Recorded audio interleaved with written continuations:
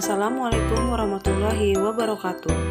Perkenalkan, kami dari kelompok 3 angkatan 13 Latsar CPNS 2021 BPSDM Provinsi Kalimantan Selatan. Hari ini kami akan menjelaskan tentang mind mapping whole of government. Berikut adalah video penjelasan yang telah kami buat. Selamat menyaksikan. Whole of Government atau WOG adalah sebuah pendekatan penyelenggaraan pemerintah yang menyatukan upaya-upaya kolaboratif pemerintahan dan keseluruhan sektor dalam ruang lingkup yang lebih luas guna mencapai tujuan pembangunan kebijakan, manajemen program, dan pelayanan publik. Adapun alasan-alasan dibutuhkannya whole of government. Yang pertama yaitu dorongan publik untuk kinerja good governance. Adanya dorongan publik dalam mewujudkan integrasi kebijakan, program pembangunan dan pelayanan sehingga penyelenggaraan pemerintahan yang lebih baik dapat tercipta. Selain itu, perkembangan teknologi informasi, situasi dan dinamika kebijakan yang lebih kompleks juga mendorong pentingnya WOG dalam menyatukan institusi pemerintah sebagai penyelenggara kebijakan dan layanan publik. Alasan yang kedua yaitu keberagaman. Keberagaman Indonesia dalam konteks suku bangsa, agama, nilai dan keyakinan menjadi hasanah kebinekaan yang mempunyai dua sisi mata pedang yang berbeda satu sama lain. Sebagai bentuk kekayaan, kondisi majemuk bangsa merupakan sebuah realitas yang bisa menghadirkan potensi-potensi pendorong adanya pertumbuhan dan kerjasama. Namun di sisi lain, keberagaman juga menjadi ancaman ketika primordialisme dan ego sektor menguat dan berusaha untuk saling mengalahkan. Oleh karena itu, dibutuhkan whole of government sebagai upaya untuk memahami pentingnya kebersamaan dari seluruh sektor guna mencapai tujuan bersama. Alasan ketiga yaitu perkembangan informasi dan teknologi. Seiring berkembangnya teknologi informasi dan komunikasi, kebutuhan masyarakat juga semakin meningkat.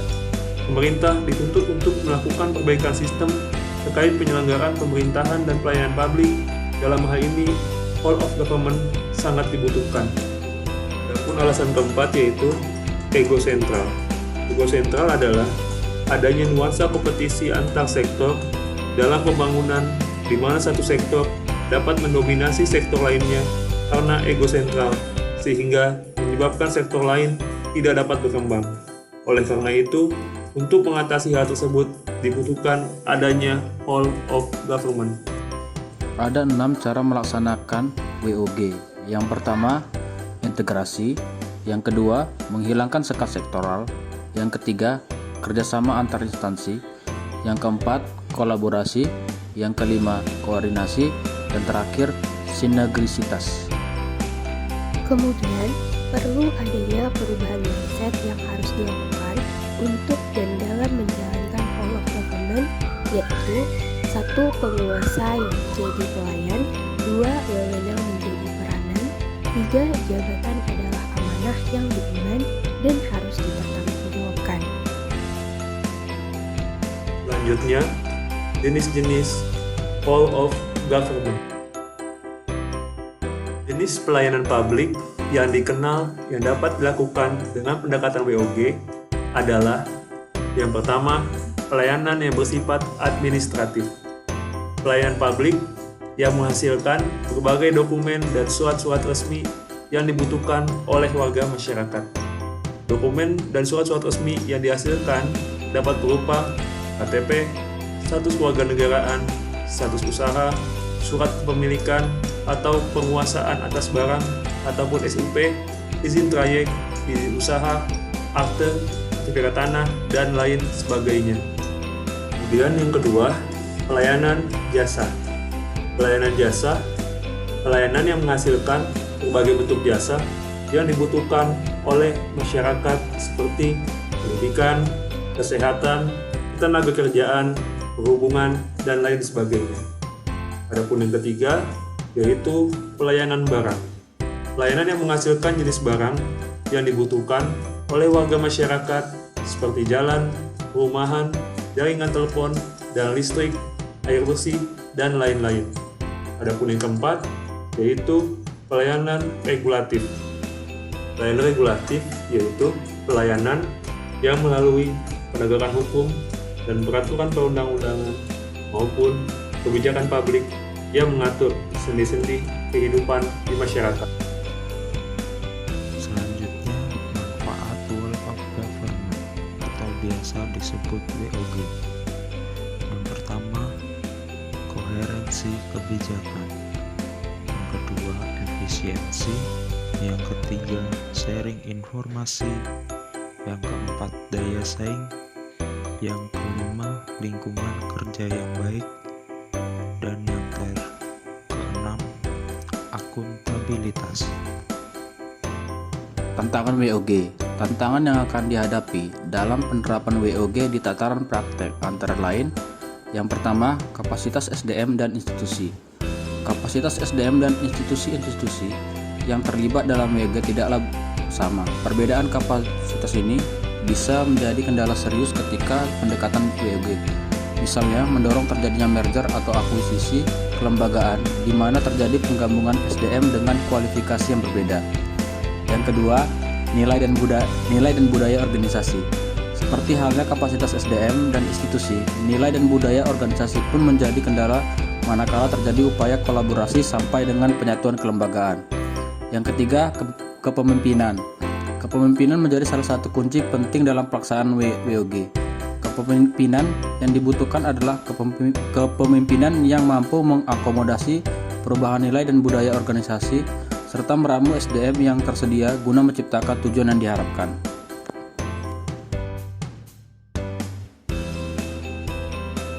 Lapor, layanan aspirasi dan pengaduan online rakyat adalah layanan penyampaian semua aspirasi dan pengaduan masyarakat Indonesia melalui beberapa kanal pengaduan seperti website, SMS, Twitter, serta aplikasi mobile.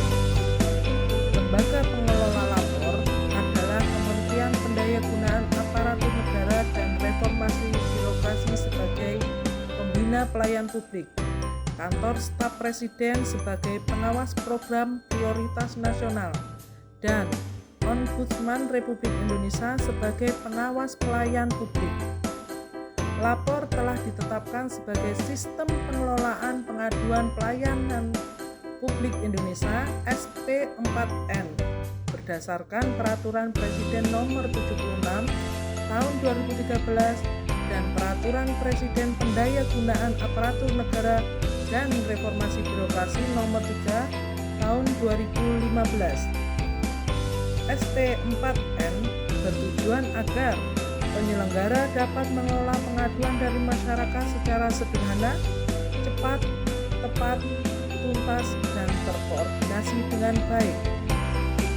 Penyelenggara memberi akses untuk partisipasi masyarakat dalam menyampaikan pengaduan dan meningkatkan kualitas pelayanan publik.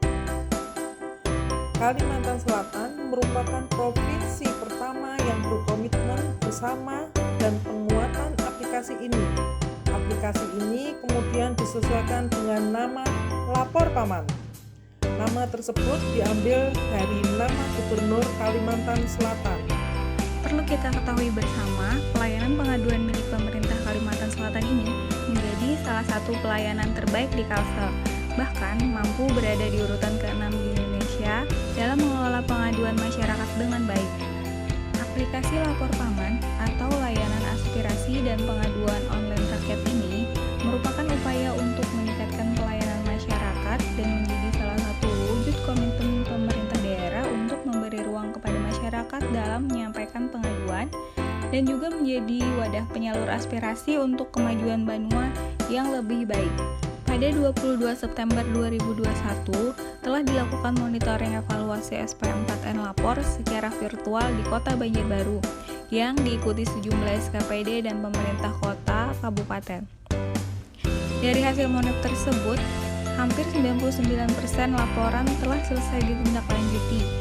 Pencapaian tersebut merupakan wujud keseriusan Pemprov Kalsel untuk terus berupaya memberikan pelayanan terbaik kepada masyarakat. Selanjutnya ada Niaga Borneo Kalsel. Niaga Borneo Kalsel adalah website resmi dari pemerintah Provinsi Kalimantan Selatan yang dibangun oleh Dinas Perdagangan Provinsi Kalimantan Selatan.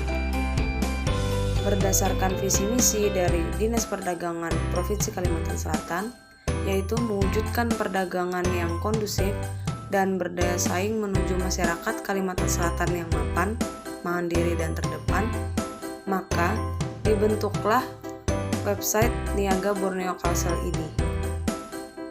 Website ini dibangun untuk mengoptimalkan fasilitas kepada para pelaku usaha di Provinsi Kalimantan Selatan, baik pelaku usaha yang telah melakukan ekspor, pelaku usaha yang berpotensi ekspor, maupun pelaku usaha yang berkualitas. Website ini juga dapat memudahkan bagi buyer atau pembeli yang tertarik dengan produk pelaku usaha asal Kalimantan Selatan.